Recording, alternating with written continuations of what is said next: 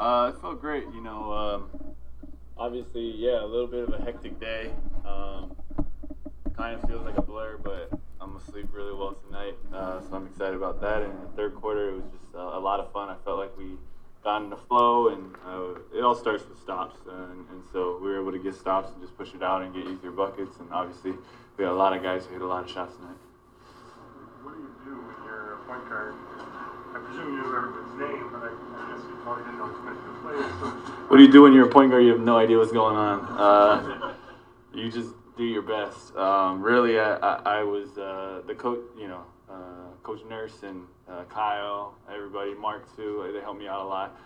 Really, we're just trying to keep as simple of an action as possible. I don't know if we ran more than 2 or 3 actions when I was out there. I felt like I was really handicapping the offense because I didn't really know too much of anything, but it worked out, and I think you need to have certain stabilizers. Kyle is definitely one of them. Mark is definitely one of them. Where the ball they just direct people and you kind of play off them.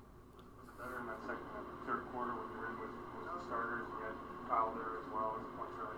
Yeah, that was great, and he's always telling me what to do, and he was giving me opportunities. He's telling me, here, come down, come off of this play. If you don't have it, we'll play on the weak side. But tremendous leader, and I mean, just from being here for one day, I can see him, Danny. They have very strong voices and leadership ability and qualities for this team. Why did you want to be in Toronto? I would say first and foremost, they really, really wanted me. I've been around and I've been in a lot of different situations, but when the organization as a whole wants you, and from front office to coaches to players, that means something. And so I've been in situations where maybe 1 of the 3, 2 of the 3, or whatever may want me. But and then secondly, obviously this team, what they stand for, what they've done this season, and for me to be able to, I almost feel like I'm cheating, jumping into a 40-something win team. It was just like, I'm almost like, man, that's like, I don't know, it just feels kind of like I don't deserve it or something. But I'm happy to be here. I'm happy to be part of the squad, and I think there's definitely a hole that I can fill in terms of coming in off the bench and just try to be a dynamic playmaker. You got a standing ovation when you came in. What was going through your mind when you entered?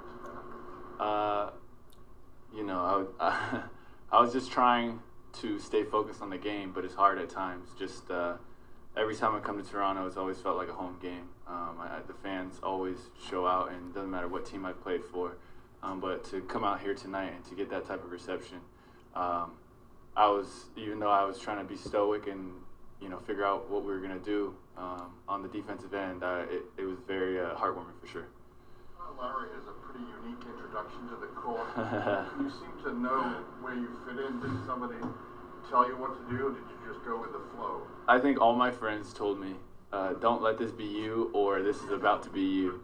And so when I got here, I played with Danny at the time, the D League, and so I went up to Danny when I got here. I was like, hey, you need to tell me what's going on, because I don't want to be that I don't want to be Mark in the in the other day. Yeah, like all my friends were sending it to me, and so I was like, hey, help me out. And so I jumped right into it seamlessly. What is it about this city that speaks to and appeals to you about this city or Toronto? Again, just so I spent 6 months at 40th last year in Vancouver, and there's something about Canada.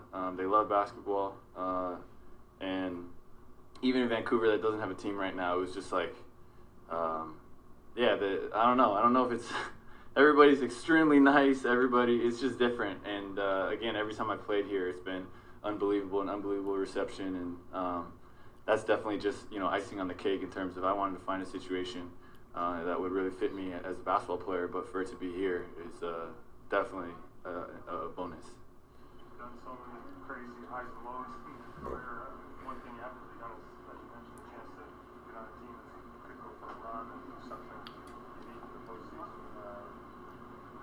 How important is that to you? That's very important. I've been to the playoffs 4 times, haven't made it out the first round once, and I was injured in a couple of those series, but for me to be able to have a chance to do something special with this team, I mean, that's what every player, you grow up, you dream about this, and obviously for me, like a lot of highs and lows, and all of a sudden I didn't expect it, but ended up, in Atlanta, which they have something awesome, and I love that organization. I mean that they're doing things the right way, they treat people the right way, and they're gonna be good in years to come. But it didn't really make sense in terms of where I was in my timeline, and so.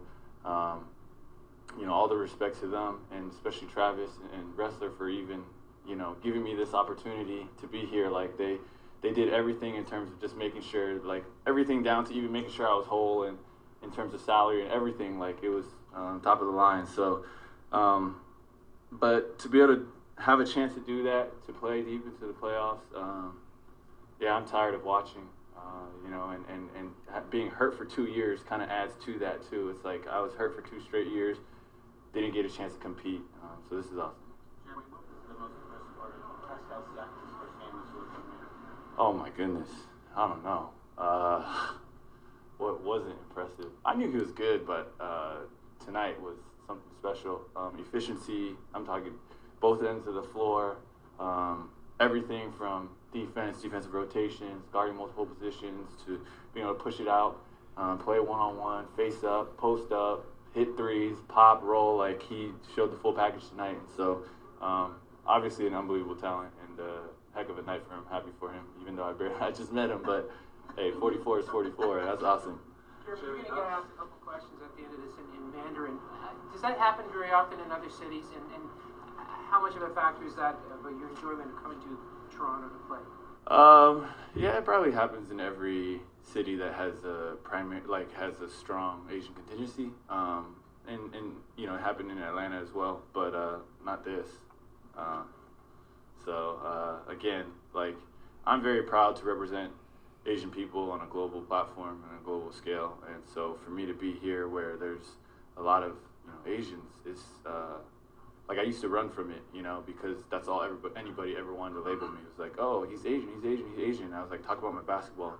But now I'm, people have seen that I can play, I belong in the NBA, and I've really embraced just being able to represent Asians and to do that the right way, hopefully, and do my best with it. How long did it take you to kind of accept that responsibility? Because not every player has to carry that around. Yeah, I think I was really jaded after the New York stretch, and I think there's a lot of things that happened that made me really kind of give up a little bit on people per se, and that was a huge part of the story, and that was a huge point of contention for a lot of people in terms of why I was getting the publicity or why things were the way they were. So I kind of wanted to run from that a little bit.